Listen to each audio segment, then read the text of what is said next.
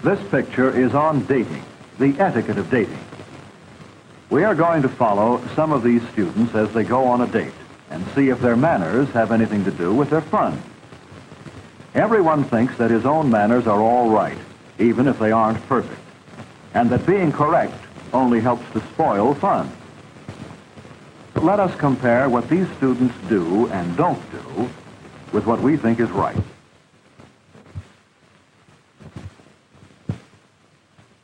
Let's compare ourselves with Margaret, or with Helen,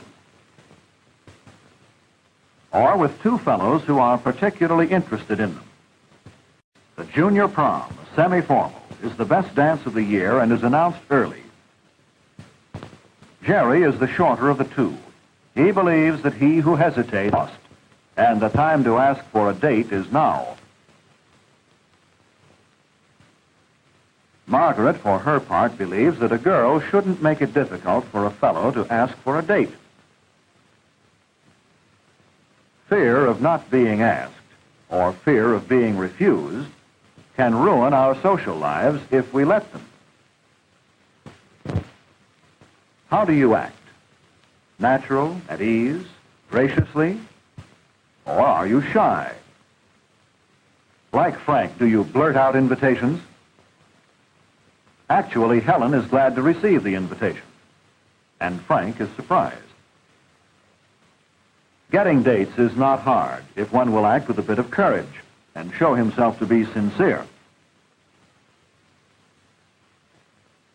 A week before the prom, Jerry asks Margaret to help Frank by finding out what Helen intends to wear to the dance.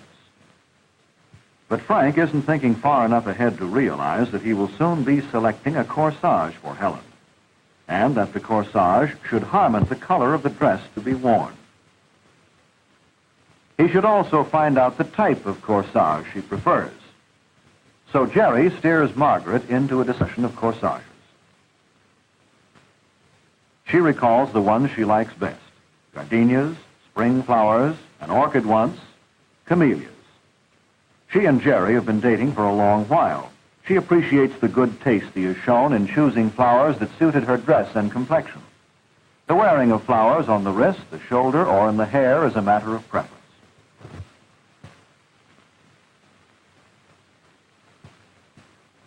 When Frank finally asks Helen about her preferences, she is glad to tell him that she likes all types of corsages and all flowers except gardenias. All the other preparations for their double date are also talked over. The night of the prom, Frank is glad that the dance is semi-formal and that the wearing S.C.O is optional. But even with a dark business suit, so Jerry insists, the color of the tie should be conservative. The socks should match the tie, not clash with it. We dress according to the occasion. A dignified occasion requires dignified clothes. As a matter of convention, men wear dark clothing at formal or semi-formal affairs. Thus, perhaps they allow the ladies, by contrast, to be more colorful in their dress. This tie may not seem conservative by your standards, but it seems to be the mildest that Frank owns. Perhaps for the next dance he will buy a quieter pattern, something that won't compete with the colors he expects the girl to be wearing. In that sense, he will be showing consideration for her, a gesture of friendliness. And that is what etiquette really is, doing unto others as you would have them do unto you.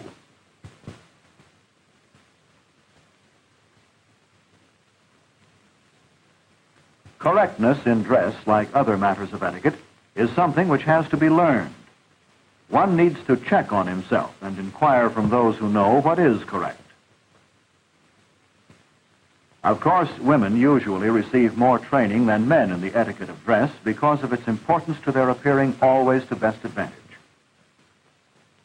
But girls have their problems just as fellows do, and what they think is in good taste may not be.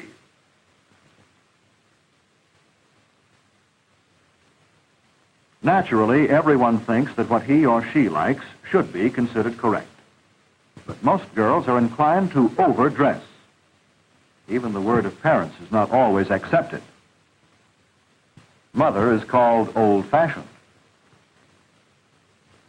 But Margaret will take Helen's word for it that she is wearing too many ornaments.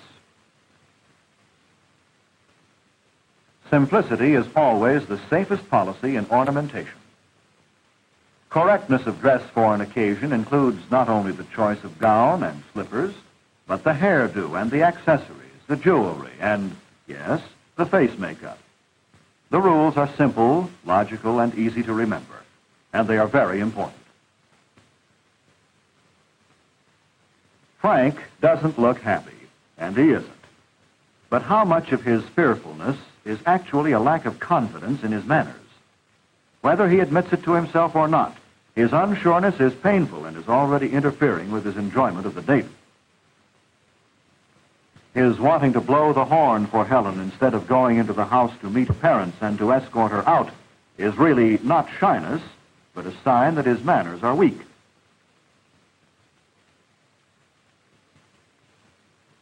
He hasn't taken the trouble to learn how to meet people easily. Helen tries to introduce him first to her mother, who has risen to shake hands with him. Ladies are always introduced first, and they may offer to shake hands or not, as circumstances warrant.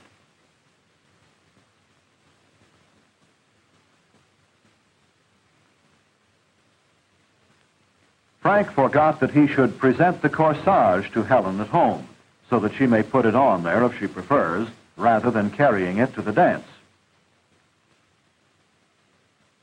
Notice that Jerry acknowledges the introduction to Helen's mother with a nod, since she elected to remain seated and did not offer to shake hands. Frank shouldn't open the corsage box, but allow Helen that pleasure.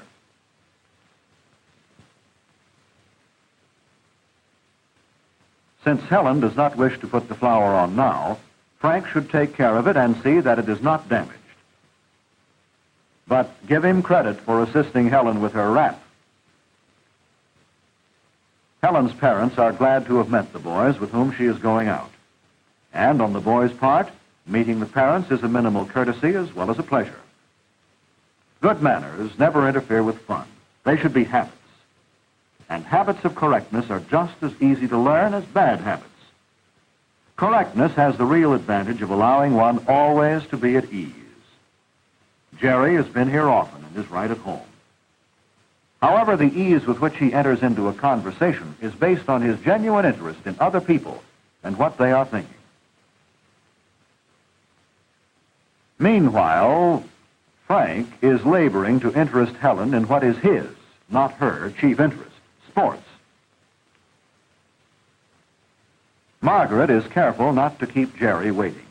She doesn't believe that keeping a fellow waiting a long time will allow her a more dramatic entrance and thus increase his interest. Rightly, she depends on the charm of her personality to hold his attention, not upon little games. So that Jerry feels he is dealing with her true self at all times. The phone call is from one of those fellows who wait until the very last minute to try making a date. Jerry can laugh at his would-be competitor. Margaret is gracious, of course, but brief. There is no excuse for last-minute requests for a date. No girl is flattered at the idea that she hadn't already received an invitation. Besides, a lot of the fun in dating is in the anticipation. And right now, they are well along in their fun. But Frank and Margaret have problems with conversation. Margaret has tried to talk about the dates she has had with other fellows. She meant only to be entertaining, but such topics irritate rather than interest. Perhaps, she and Frank hope, the dance will furnish better topics. Now they have arrived, and all the fun they hoped for lies ahead.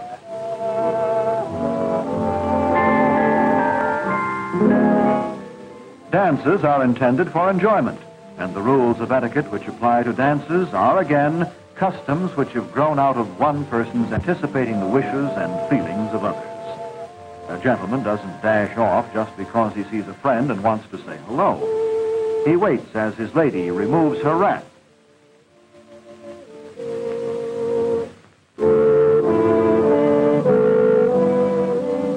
He allows her time to pin on her corsage and powder a bit if she wishes. He saves her any feeling of being deserted or of possible embarrassment in entering the dance unescorted. Ladies expect such courtesies, just as they enjoy the thoughtfulness shown in presenting them with a well-chosen corsage or enjoy being properly escorted.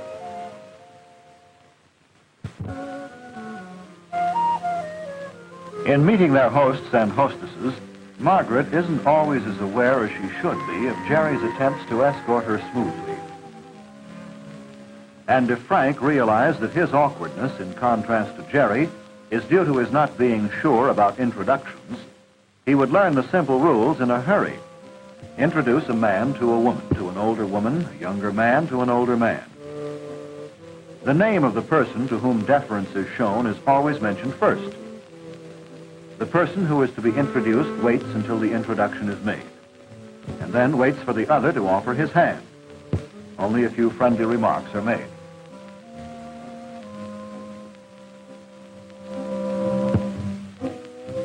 After greeting the sponsors, the first thing that Jerry sees to is that they select a rendezvous so that they will have a definite place during the evening for meeting after dances. Then they begin filling in their dance programs. When programs are filled out in advance, and then one or two couples don't attend after having exchanged dances, the programs are left with gaps that are hard to fill. So it is perhaps to wait until dances can be exchanged, friends who are present. Then the dances that have been promised can be written in.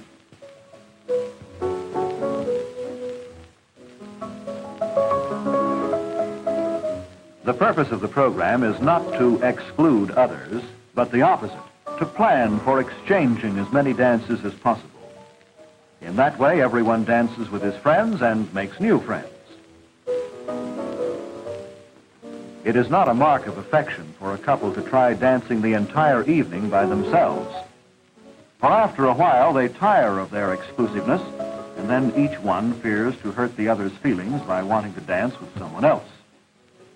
It is customary, though, for a couple to reserve for themselves the first and last dance. Frank forgets it and has to be straightened out.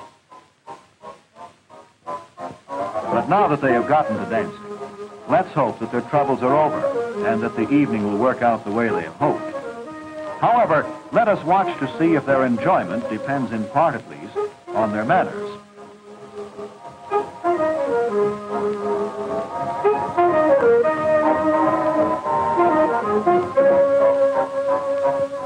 All that they ask is that they be allowed to talk and to dance, to be with their friends, and enjoy each other's company.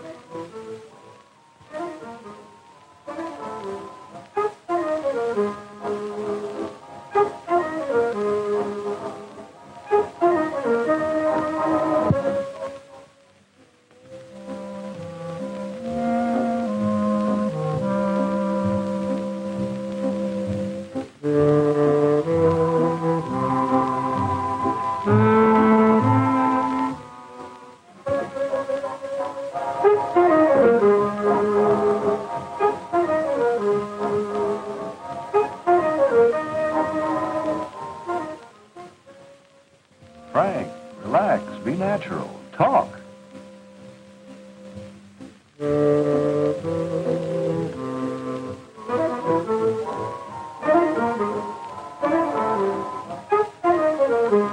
Margaret, you're going yatata, yatata, yatata.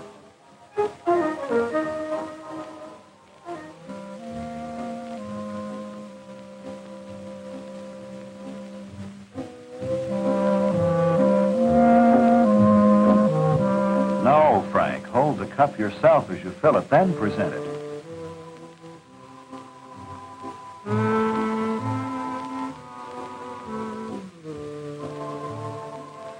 Getting jealous? They're only enjoying themselves.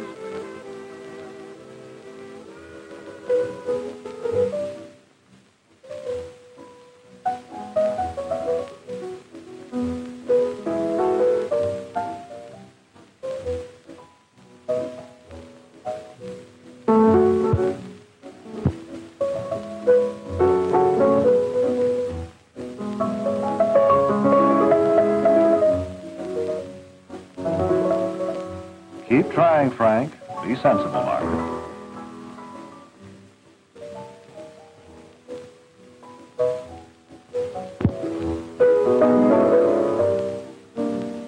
Frank, you're wrong. She hasn't lost interest in you.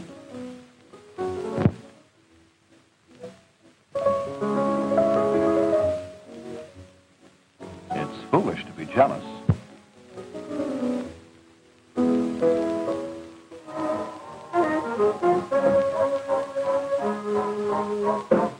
It's your own fun you're spoiling.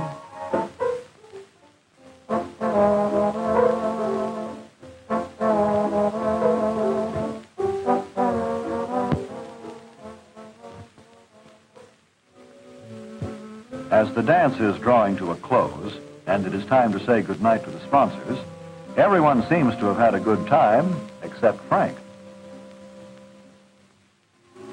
The dancing hasn't worked out as he and Margaret hoped, but Jerry and Helen are at fault, too. They have allowed Frank and Margaret to become jealous. Of course, they aren't justified. Margaret made the mistake of trying to be too entertaining. Frank allowed his fears to make him wooden.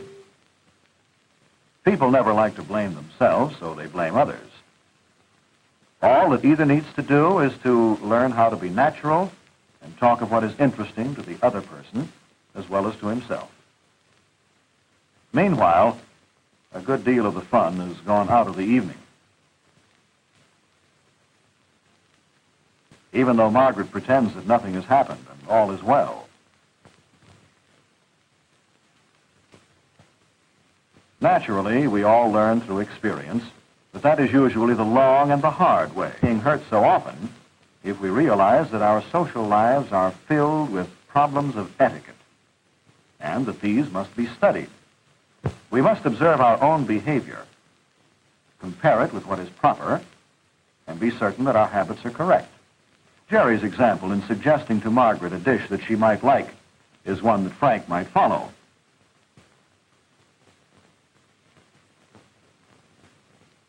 As he finally realizes, since it tells Helen in a nice way how much he can afford to spend. This saves embarrassment all around. At last, Jerry is becoming aware that Frank and Margaret are not having a good time. He doesn't ignore the situation, but brings the problem out into the open.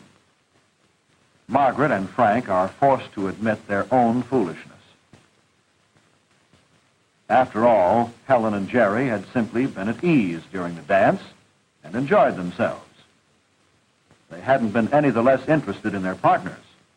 There was absolutely no reason for jealousy. You notice that Frank is becoming more alert. He orders for Helen correctly. And maybe we can that he has decided to turn over a new leaf. This way is more fun.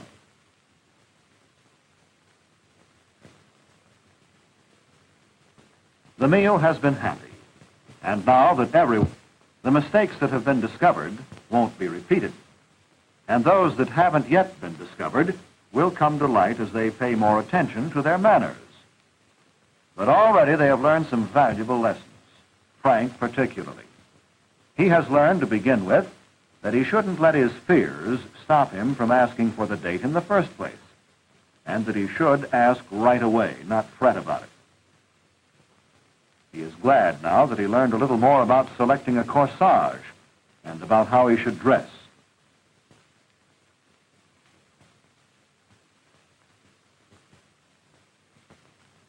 He has still to learn how to be easy during introductions and in making ordinary conversations. But you saw that he was quick to pay the bill, including a 10% tip, and that he found it pleasant to help Helen with a wrap. On the way home, there are no problems. They are happy in knowing that this is just the beginning of happy times ahead. Jerry not only sees Margaret home, but opens the door for her. And then, well, they've been going steady for some time now, and there are some customs that are very enjoyable. But now Frank has a new problem. Should he try on a first date? He makes certain that he helps Helen from the car correctly. She waited properly for him to come around the car. He sees her to her door and thanks her for having gone out with him. And he remembers to open the door for her. No, he should not try to kiss her goodnight on a first date. But he does ask her for another date soon. Helen is quite happy to accept, so their first date is a definite success. Our ending is only a beginning of other dates to follow, of a new attitude toward manners.